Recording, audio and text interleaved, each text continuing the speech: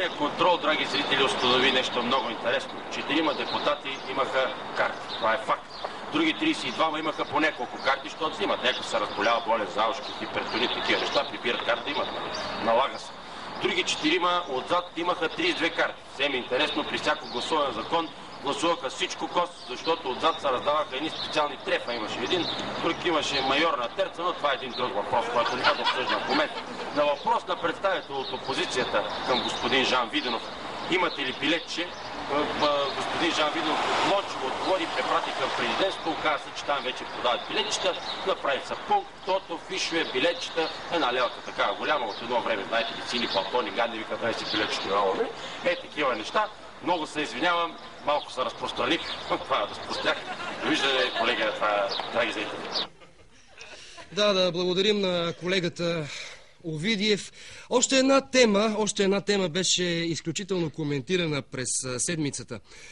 Просветният министър Илчо Димитров отново раздвижи духовете с намерението си да задължи училищата да изберат свой патрон и да оформят в коридорите кът на патрона. Разбирате, това е изключително сериозно. Кът на патрона с неговия бюст.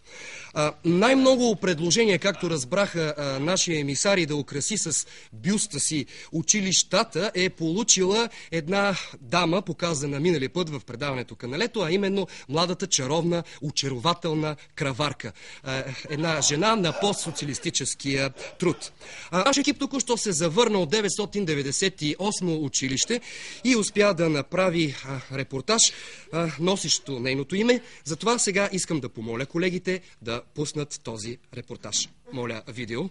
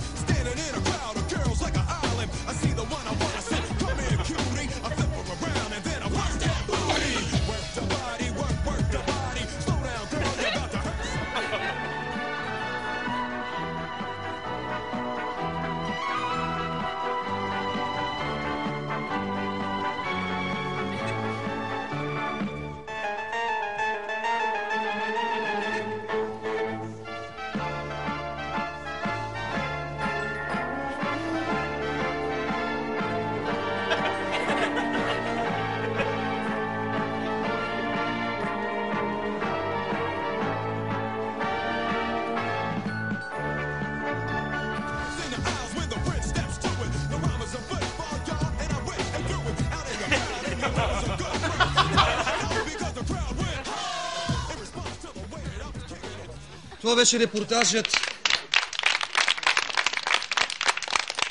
репортажът за новите бюстове в българските училища по предложение на просветния министър Илчо Димитров. Аз ви напомням, че вие сте с културно-дезинформационната програма Каналето, а тук до мен очакват включване двамата господа Минков и Витков, които ще говорят по проблемите на българското здравеопазване. Ние просто искаме да говорим за здравеопазването, което... Да, наистина такава е и нашата предварителна уговорка. Аз исках да кажа, че... Много ви моля, знаете ли, тъй като доста натежахме с политически и икономически новини, аз ще ви помоля да изчакате още малко, ще се включите малко по-късно, а ние нека да обърнем... Не, моля ви, нека да обърнем...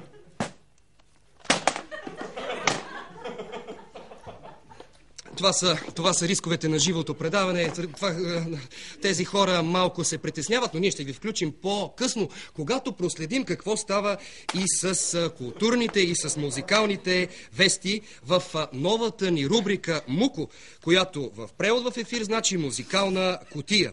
Всъщност анонса за първото парче в Муко няма да направя аз, а ще направи една очарователна дама. Колежке, вие сте наред? Аз съм наред. Аз въобще не съм наред, защото след дълго отсъствие, толкова дълго, че някои от балерините в новия клип успяха да пуснат мустаци и брада, Ани Ленъкс извади новия си албум. Но да не си помислите, че всички неща в него изгледат стари и брадати. Напротив, парчетата са свежи.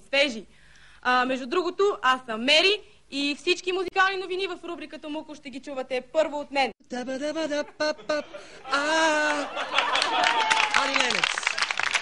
Ани Ленъкс с No More I Love You. Но преди да включим нашите гости в студиото, които очакват включване... Чакаме да кажем, че сме донесли някои необходимите... Да, разбирам ви, но ще трябва да изчакате още малко. Ще трябва да изчакате още... Ама, как, колко време да чакаме? Моля ви, защото пристигна един... Моля ви.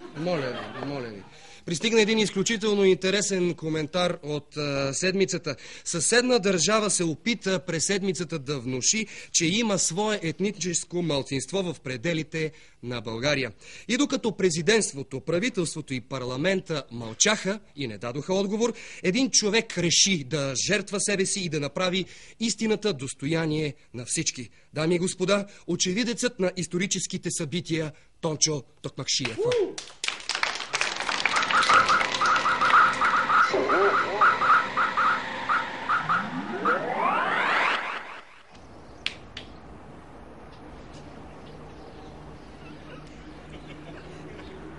Историята, дами и господа.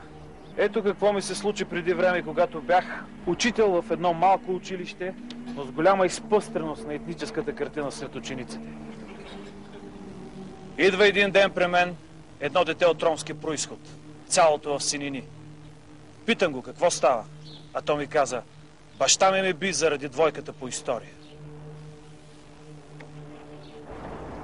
Дълго мислех върху думите на този баща и разбрах, че в тях има мъдрост. Един народ, който няма познание върху собствената си история, той е като забравен чадър в приемната на цивилизацията.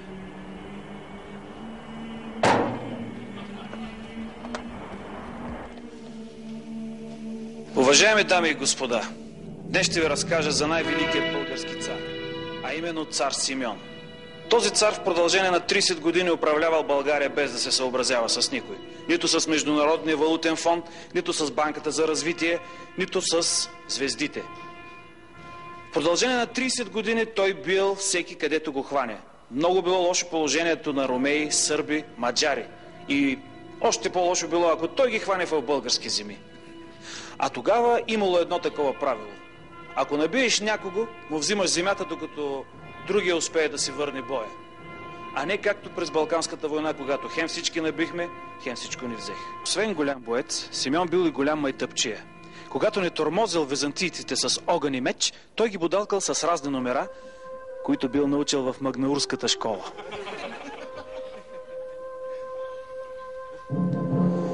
Ето до нас са достигнали 3 негови писма до византийският дипломат Лъв Магистър. През лятото на 895 година същият този Лъв Магистър бил дошъл в Преслав да баламосва българите. През това време Симеон вече бил опукал византийците и бил се взел малко пленници. Та този същият Лъв Магистър много молял Симеон да пуснат пленниците. Ето какво му отговорил Симеон. Абе, Лъве, твоят цар хубаво си иска пленниците. И аз, ако иска, може да ги пусна, пък може и да не ги пусна. Нали? Защото те без това никаква работа не ми вършат, а само ми въдят въшки из царството. Но разбрах, че твоят цар много ги разбирал. Той можел да отгатва по звездите бъдещето. А сега той да отгадне. Какво съм решил? Да пускам ли или да не пускам пленниците? Византиецът, който бил хитър колкото цяло стадо лисици, отговорил, че звездите предсказват: Симеон ще задържи пленниците.